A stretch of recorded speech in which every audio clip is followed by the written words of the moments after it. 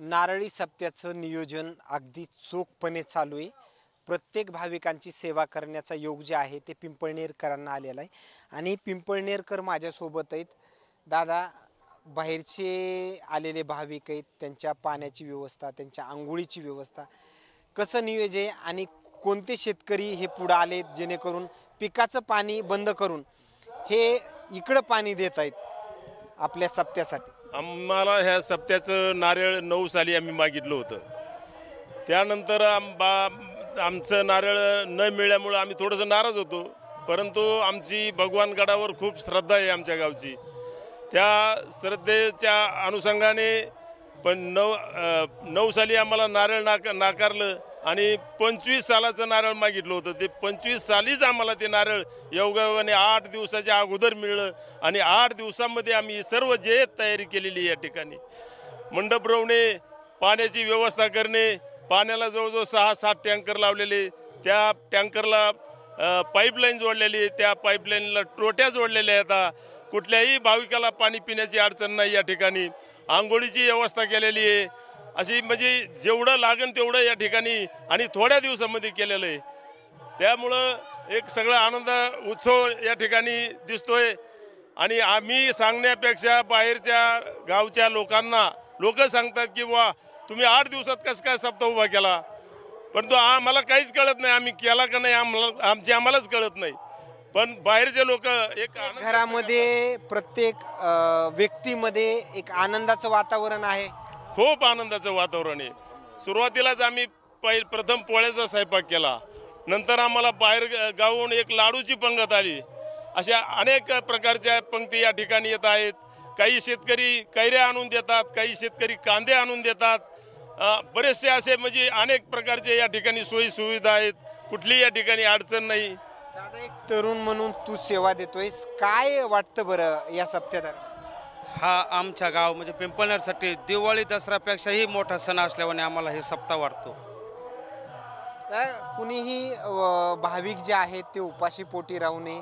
भगवानगडामधले वरती जे महाराज मंडळी आहेत त्यांच्या जेवणाची व्यवस्था असेल, हे कशा पद्धतीमध्ये तुम्हाला सेवा करण्याचा योग आहे? या सप्ताहाच्या अनुषंगानं जी भोजन व्यवस्था आहे त्यासाठी आम्ही अगदी 10-8 दिवसापूर्वीच प्रत्येक गावोगावी ज्या गावच्या पंक्ती आहेत त्यांना आम्ही निमंत्रण पत्रिका गावकऱ्यामार्फत पोहोच केलेली आहे. त्या ठिकाणून भाकरीची पंगत या ठिकाणी येते आणि गावकऱ्यामार्फत सप्ताह कमिटीमार्फत या ठिकाणी भाजी असेल किंवा गोड पदार्थ असतील ते या ठिकाणी बनवले जातात आणि येणाऱ्या लोकांना भाजी भाकरी गोड पदार्थ देऊन त्यांची जेवणाची व्यवस्था या ठिकाणी केली जाते. हा सप्ताह जो आहे तो महाराष्ट्रामधला चर्चेचा सप्ताह आहे.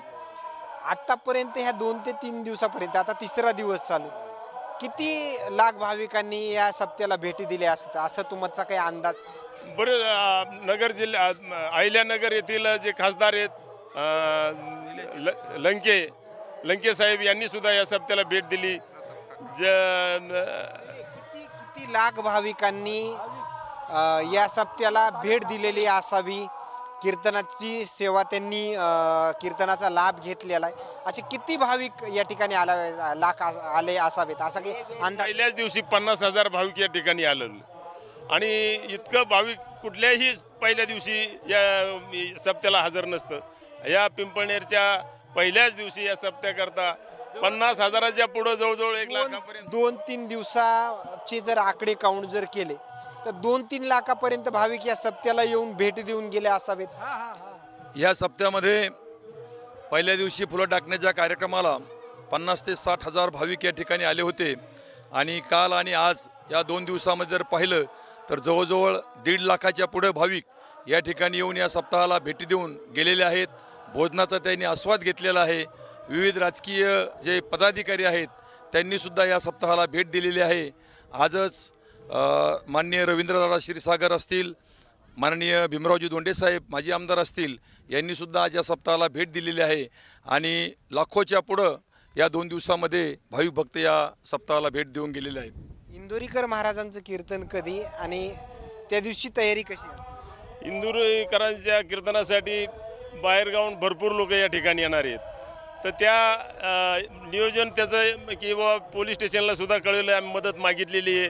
कारण भरपूर समाज आल्यानंतर सुरक्षा थोडी अडचण येऊ नये त्याच्याकरता बाहेरून सहकार्य बिल मागितलेलं आहे.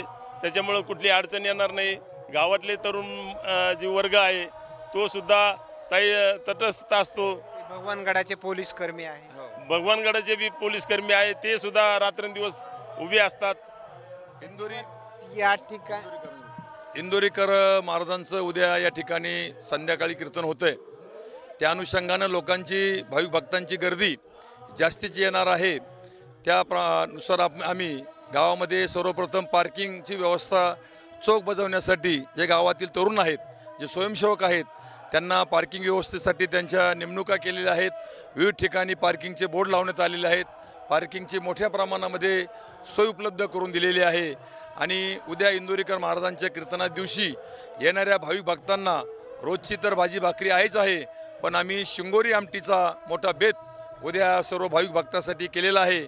आजच शिंगोरी आमटीचं बनवण्यासाठी शिंगोरी आमटी जी आहे ती लाल तिखटामध्ये बनणार आहे की हिरव्या तिखटामध्ये? आणि शिंगोरी आमटी ही लाल हिरव्या तिखट्यामध्ये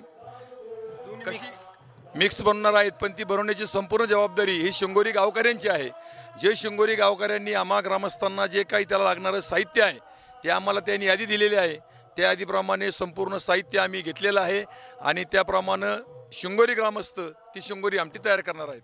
धन्यवाद. या ठिकाणी पाहिला गेलं तर जसा जसा वेळ जवळजवळ प्रत्येक कार्यक्रमाचा येतोय, जसं इंदोरीकर महाराजांच्या कीर्तनाचा विषय उल्लेखनीय केला, तसं करंट त्यांच्या डोक्यामध्ये आपण काय व्यवस्था करायला पाहिजे हे नियोजन जे आहे ते पिंपळनेरकरांकडं आपल्याला चोख पाहायला मिळतंय.